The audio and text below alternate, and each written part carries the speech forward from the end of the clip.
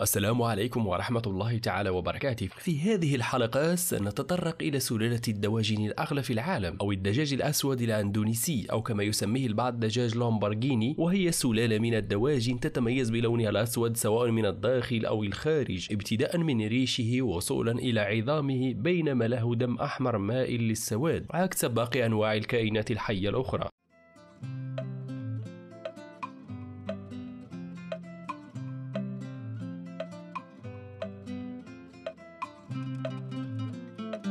يعتبر دجاج لامبورغيني الأغلى في العالم والألذ، إذ يبدأ سعر الديك الواحد فقط من $250، وهذا السبب الذي استوحى منه اسمه لامبورغيني نظرا لقيمته المادية المرتفعة.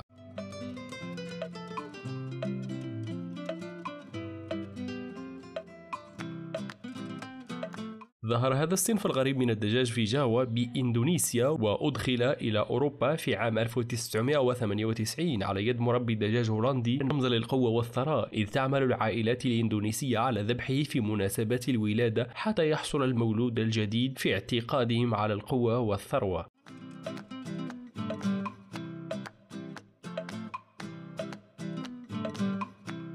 يبيض دجاج سيماني بيضا لونه بني فاتح، وهو الجزء الوحيد في جسمه الذي لا يحمل اللون الأسود.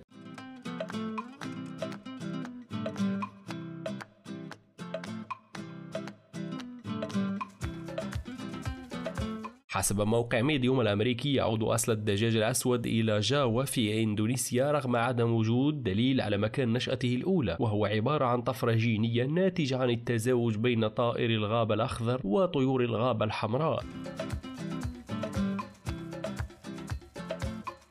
إذ تملك الدجاجة لحما وعظاما وأعضاء داخلية سوداء بالكامل، الشيء الوحيد الذي لم يصب بالتسبغ وأصبح أسود هو دمها، إلى أنه أغمق من باقي دماء الدواجن العادية. كما ينظر إلى هذا الطائر في إندونيسيا على أنه رمزا للمكانة، إذ تحتفظ به العائلات الثرية وتعتني به، فيما تقول بعض الخرافات الإندونيسية إن لهذا النوع من الدجاج قوة سحرية خاصة.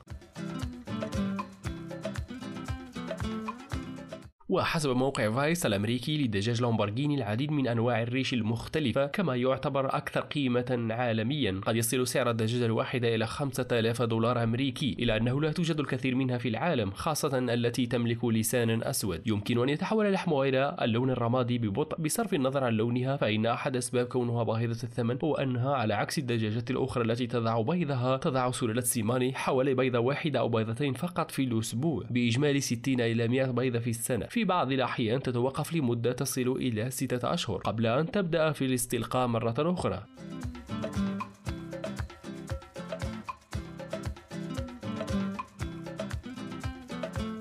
بالاقتران مع حقيقة أن ليس كل الكتاكيت ستظهر لونها بالأسود اللامع، فإن هذا يجعل تربية سلالة دجاج لامبورغيني هو سبب صعوبة الحصول عليها. على الرغم من أن تكلفتها الباهظة والتلوين غير المعتاد، فليس من الصعب تربيتها، وقد وصفها المربون بأنها طيور قوية وقادرة على الصمود وقادرة على تحمل معظم الأمراض.